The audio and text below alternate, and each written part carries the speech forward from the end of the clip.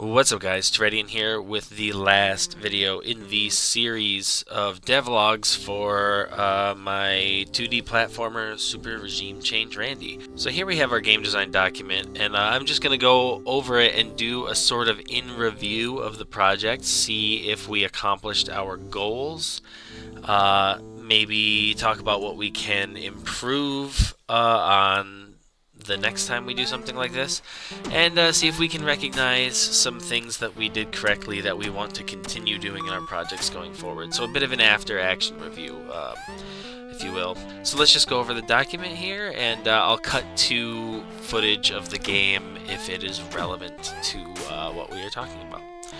So to begin, project objectives. Create a simple retro-style 2D action platformer to keep my mind off the world falling apart more and more every day. That is a success. It was quite a nice distraction to have a project to turn to.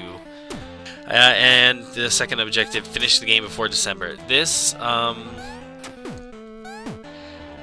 gonna say we succeeded. Technically, I uploaded it on like December 2nd or something like that.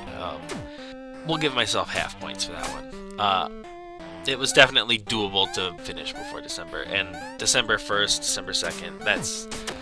That's by September, right? 1 or 2 days over the deadline. That's not bad. Platform, web, and 405M. That 405M is a little Android handheld video game console thing I have.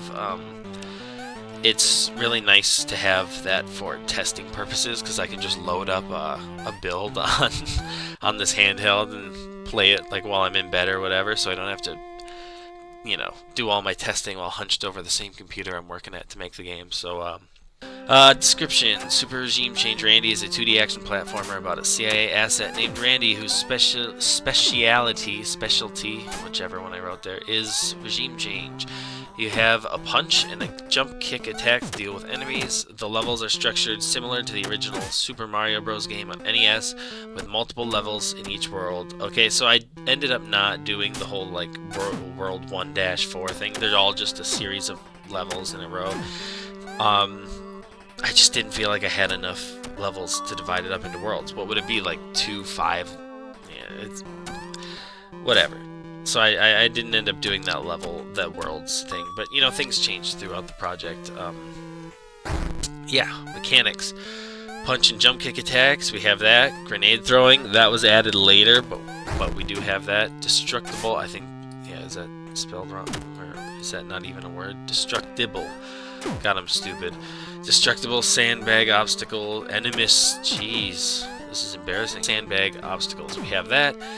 Mines to dodge, we have that. Enemies that punch and enemies with rifles, we have that. And then I ended up going back later and adding a drone enemy that flies over you and drops a grenade on you. And I also added like moving platforms and like rotating fire obstacles, even though the art for that is placeholder. I didn't get around to making it animated flames. Programs used, this is just all the programs used. So GDevelop for the engine, A-Sprite for the sprites, Ultrabox for the music, and JSF XR, I think that's what it's called. Some of these letters might be switched around. I just Google it every time I need to use it. But it's a great free like chiptune sound effect generator. It's really, really awesome. This is where if I use someone else's music, I would, like, as I add it to the project, credit them here.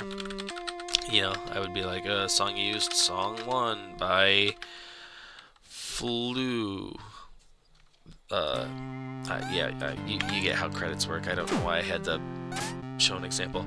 Fonts used, joysticks, monospace. I think there was another font too that I forgot to add here, so we can add that to the improves. Better documentation of assets used. To-do list. So this is where I was just checking everything off as it was added. Yeah, that's nice to see. It's always nice to see a long like list of things you've accomplished with all the strikes through it. It's really satisfying. So yeah, improves. More time for bug fixes. There's a couple bugs in the game. still that I knew how to fix them. I just ran out of time, and when I hit my deadline, I just like to keep the project as it is so I can go back and, you know, it's like a time capsule of you know, my ability as a new game dev, if that makes sense. I can look back on it like 5 years from now and go, oh, look how stupid I was. And I just get sick of projects, and you just got to be done with it at some point. There's always more stuff you could add, always more stuff you could fix. At some point, you just got to go, it's done, and you know what I mean. More time for level polish. There's a couple spots that are rough, especially I think on level 4. There's a spot where it's basically impossible not to take damage, and that sucks. That's bad level design. A bit more play time and a bit more time for level polish would have fixed that. And again, simple fix. I could go back and fix it right now, and maybe I will someday, but for now, I'm done with the project. Get more playtesters to accurately gauge difficulty. The game gets hard. No one but me that I've given the game to has been able to finish it yet, so I think I fell into the really common trap of getting so used to your game that you make it too hard for new players. And that's not necessarily bad. Like, no one's beating Super Mario Bros. On the NES the first time they play it through, you know what I mean? Like, you're supposed to keep coming back to it, throwing yourself at that wall and get further and further each time, you know? That's kind of the part of the old school charm, but I think I might have overdone it in a couple places, so... and then some sustains, so things we did well that we want to continue to do the same way in the future, if that makes sense. So work at a sustainable pace to avoid burnout. Compared to the Game Jam video I did prior to this, I was working at a much more relaxed pace. This allowed me to avoid, you know, just getting so fed up with the project you stop working on it. Like, you know, humans are persistence hunters, you know what I mean? You just gotta go at a sustainable, chill pace. I mean, this is not something that people who make games and, like, sell them have the luxury of having, but as a hobbyist dev who's just doing this for fun, you know, if I miss my deadline, oh well. You know, I know I'll get it done eventually. It's nice to hit your deadline because that means you can accurately predict your... You have like an accurate picture of what you're capable of, you know what I mean? Then have a realistic scope for the project. When I set out at the beginning of the project, one of the design constraints was